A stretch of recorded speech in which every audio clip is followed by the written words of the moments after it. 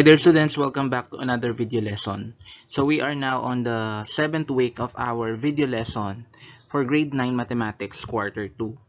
So for this video lesson, ang pag-uusapan natin is operations on radical expressions.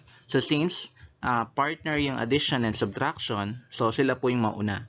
So addition and subtraction of radical expressions. And then on the next video lesson, we'll talk about multiplication and division of radical expressions. So let's start.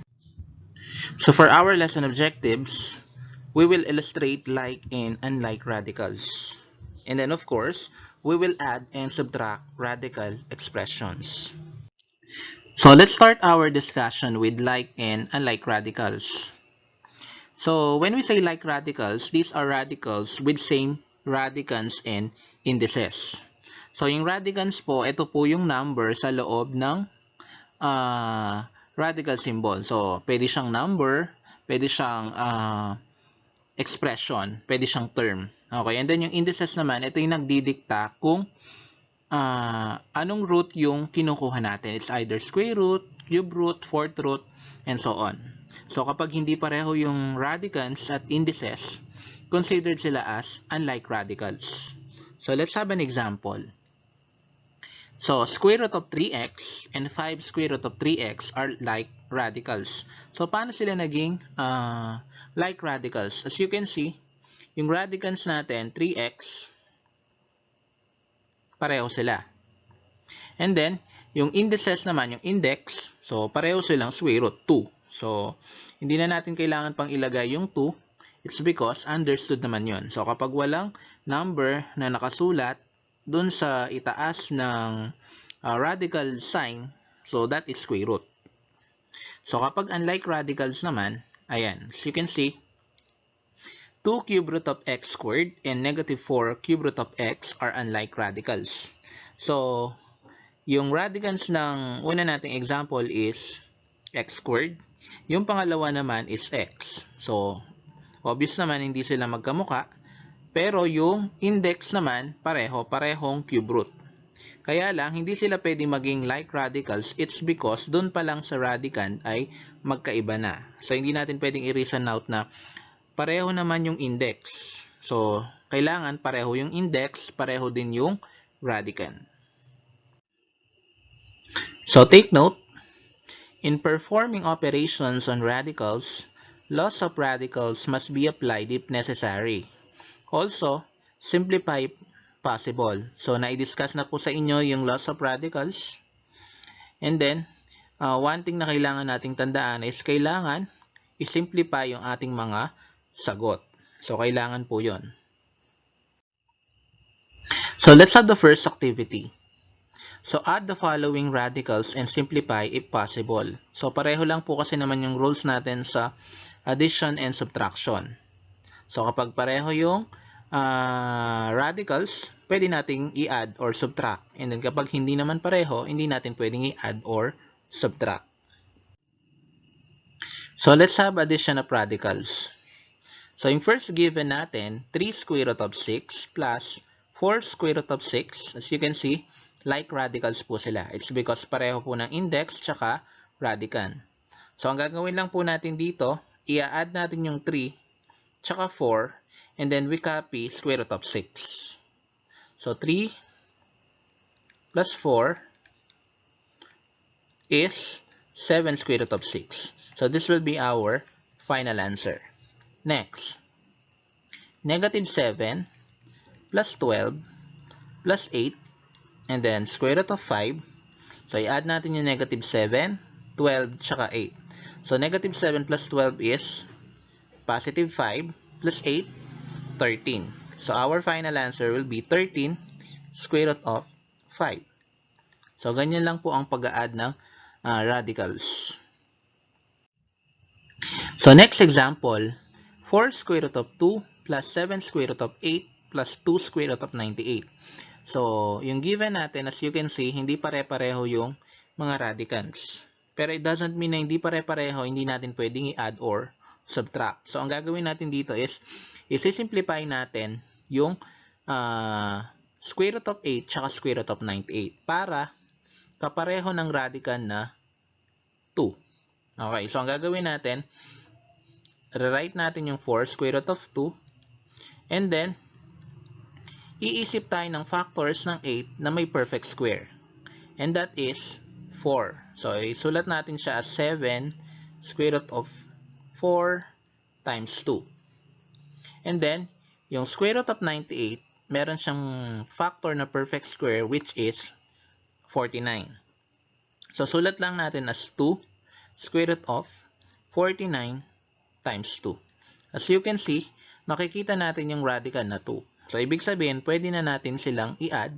However, kailangan muna nating i-extract yung mga perfect square, yung 4 tsaka 49. So, magiging ganito siya. So, again, rewrite natin 4 square root of 2 plus 7 times the square root of 4 is 2. So, kapag in-extract natin yung square root ng 4, lalabas na po siya. So, yung 2, yung sagot, i-multiply natin dun sa 7.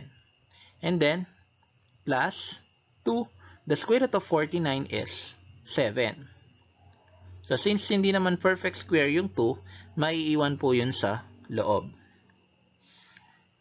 Next, 4 square root of 2 plus, so the product of 7 and 2 is 14. Square root of 2 plus, so the product of 2 and 7 is also 14 square root of 2. So, since pare-pareho na sila ng radicals, so pwede na nating i-add. So, 4 plus 14 plus 14 is 32 square root of 2. So, this will be our final answer. Next. So, 8 square root of 3 plus 5 square root of 27 plus negative square root of 12. So, kagaya ng ginawa natin sa number 3, ganun din po ang gagawin natin sa number 4. So, rewrite natin yung 8 square root of 3, and then, express natin yung square root of 27 na may perfect square na factor. That is 5 square root of 9 times 3. So, 9 is a perfect square. Plus, so pwede natin isulat as plus, negative, square root of, the product of 12 na may perfect square, 4 and 3. So, ayan. Rewrite natin 8 square root of 3 plus 5 times the square root of 9 is 3. Plus negative 2 square root of 3. So, saan galing ng negative 2? Square root of 4. And then, pwede na natin i-simplify. So, 5 times 3 is 15 square root of 3 minus 2 square root of 3. So, 8 plus 15 is 23 minus 2, 21. So, 21 square root of 3 is our final answer. So, let's have number 5. 2 square root of x plus 13 square root of x. So, kahit na variables na yung ating mga radicals, like radicals pa rin naman yon. So, i-add lang natin 2 plus 13 and then copy square root of x. 2 plus 13 is 15 square root of x. So, our final answer will be 15 square root of x. Next, 6 square root of a cubed plus 2 square root of a squared plus 11 square root of a. So, ang gagawin natin dito, yung a cube, isi-simplify natin siya. So, i-express natin siya na kung saan meron siyang factor na pwede nating i-extract yung square root. So, magiging ganito siya. 6 square root of a squared times yung natira, a. So, kasi a squared yon, so pwede natin extract yung square root ng a squared. And then, saan nanggaling yung a? So, 3 minus 2 kasi quotient rule ng loss of exponent. Plus 2. So, the square root of a squared is a. So, answer natin dito is 2a lang. And then, copy lang natin yung 11 square root of a kasi hindi naman natin siya pwedeng i-simplify. Next. So, square root of a squared is a. So, magiging 6a square root of a plus 2a plus 11 square root of a. Okay? So, is this the final answer? Yes. So, hindi na kasi natin pwedeng i-add yung 6a square root of a tsaka 11 square root of a because yung isa may variable, yung isa naman wala. Okay, so i-arrange na lang natin as 2a plus 6a square root of a plus 11 square root of a. So, this will be our final answer. So, let's have number 7. 3p square root of 32p plus 2 square root of 50p cubed. So, yung 32 tsaka 50, hindi po sila perfect square. However, meron silang factor na perfect square. So, for 32, 16, and then for 50, 25. So, sulat lang natin as 3p square root of 32p, that is 16 times 2p plus 2 square root of 50p cubed. So, yung 50p cubed, pwede siyang isulat as 25p squared. So, pwede yung extract. And then, yung matitira is 2p. So, ayan. Pwede nating i-multiply yung square root of 16 sa 3p. So, magiging 3p times the square root of 16, which is 4. And then, square root of 2p plus 2 times the square root of 25p square is 5p. And then, square root of 2p. So, 3p times 4 is 12p. Square root of 2p plus 2 times 5p, 10p. Square root of 2p. So, since like radical sila, pareho sila ng index tsaka radicand, so pwede natin i-add yung 12p tsaka 10p. So, 12p plus 10p is 22p square root of 2p. So, this will be our final answer. Next, negative 5 cube root of 81 plus 6 cube root of 3 minus cube root of 27. So, yung 81, hindi siya perfect cube root, as well as yung 3. Pero yung 27, perfect cube siya. So, paano natin malalaman kung perfect cube? So, kailangan, pag minultiply ng 3 beses yung number. Okay. So, like for example, 2 times 2 times 2, that is 8. So, 8 is a perfect cube. So, sulat lang natin yung factors ng 81 na may perfect cube, which is 27 nga. So, negative 5 cube root of yung factors ng 81, which is 27 times 3 plus, i-copy lang natin yung 6 cube root of 3 minus yung cube root of 27, which is 3. Next, extract natin yung cube root ng 27, which is 3. So, negative 5 times 3 and then cube root of 3 plus 6 cube root of 3 minus 3. Okay, next. Negative 5 plus times 3 is negative 15 cube root of 3. Then, copy lang natin 6 cube root of 3 minus 3. Okay. And then, combine like terms or like expressions and like radicals. So, negative 15 cube root of 3 plus 6 cube root of 3, which is negative 9 cube root of 3 minus 3, or pwede siyang isulat as negative 3 minus 9 cube root of 3. So, this will be our final answer. So, after natin sa addition of radicals, we'll now move on to subtraction of radicals. So, for the next activity, we will subtract the following radicals and simplify if possible. So, subtraction of radicals. So, number 1. So, same rules applied pa rin po dito. So, kapag like radicals, pwede natin i-subtract. And then, kapag hindi po natin pwedeng i-perform yung operation. So, let's have number 1. 8 square root of 7 minus 5 square root of 7. So, pareho po sila ng radicand tsaka index. So, ang gagawin lang natin is subtract natin yung 5 sa 8.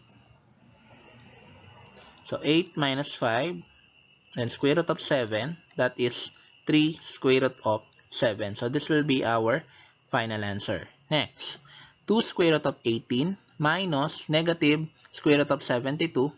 So we will change the sign of the subtrahend. So this will become positive and then magiging plus. So i-write natin as 2 square root of 18 plus square root of 72. So 18 and 72 are not perfect squares. However, they have factors that are perfect squares. So yung 18, pwede natin siyang express as 9 times 2. 9 yung perfect square na factor. And then for 72, 36 yung perfect square na factor times 2.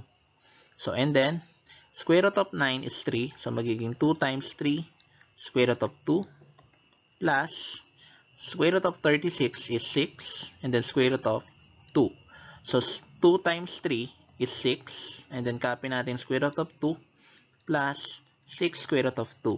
So pwede natin i-add yan. It's because pareho naman ng radicand tsaka index. So 6 plus 6 is 12. So our final answer will be 12 square root of 2.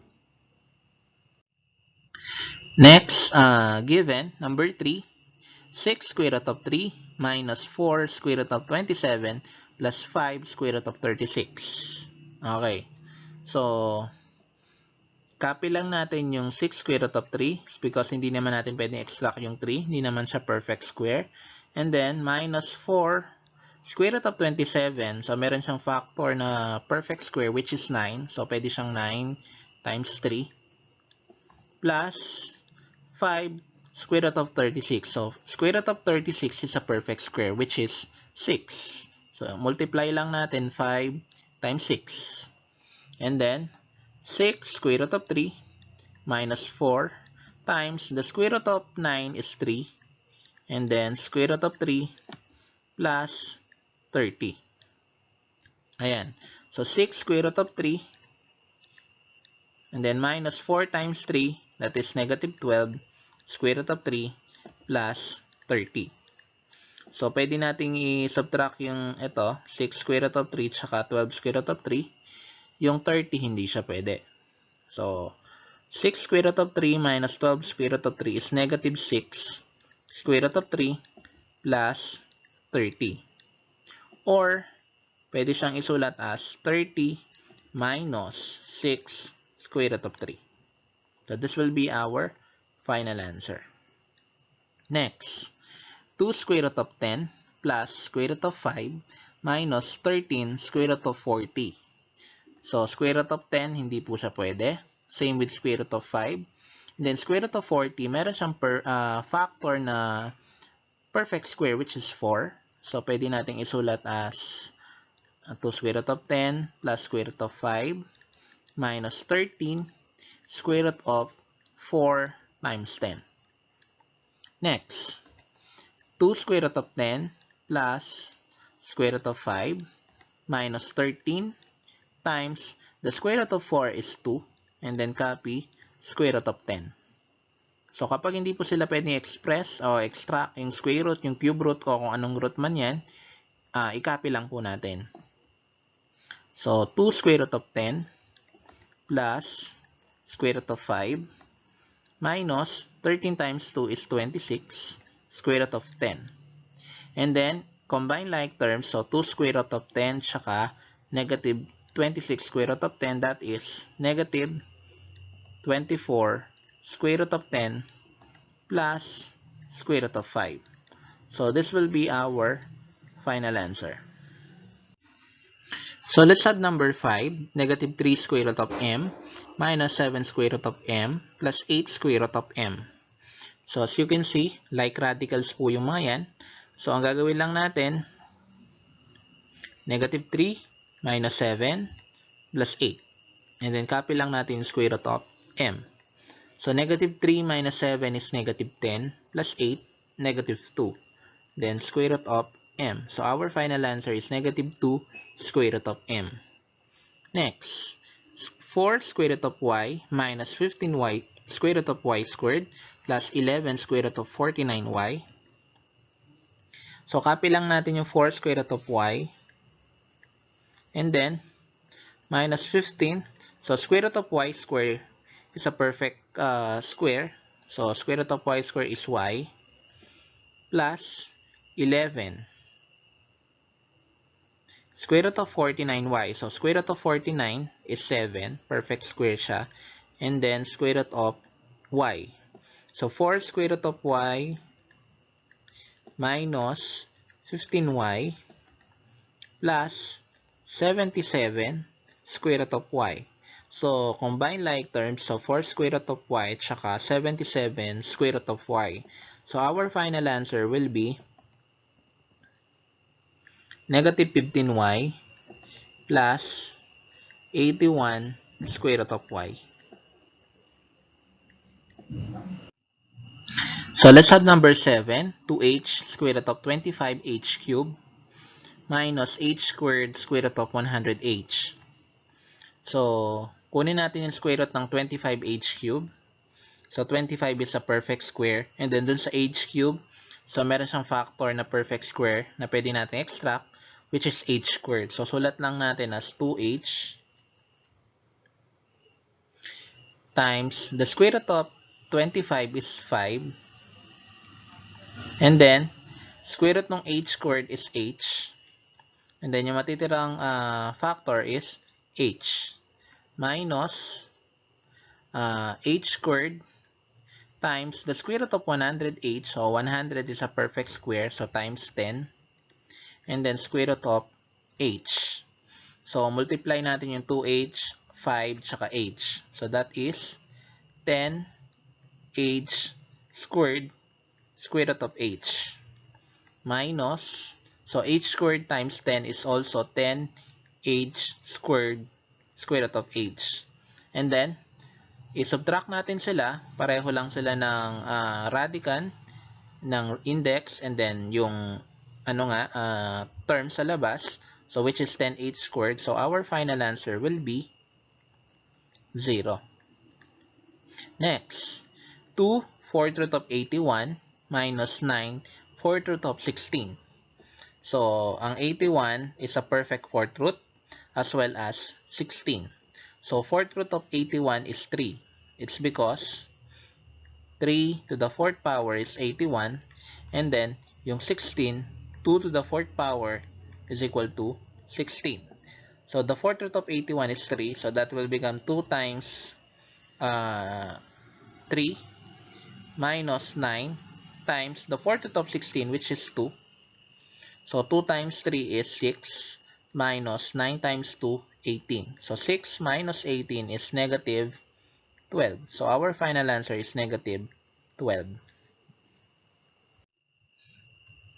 So, our next video lesson will be multiplication and division of radical expressions. So, i-apply pa rin po natin dyan yung laws of radicals if necessary. And then, of course, always simplify your answers. So, yun lang. Maraming salamat.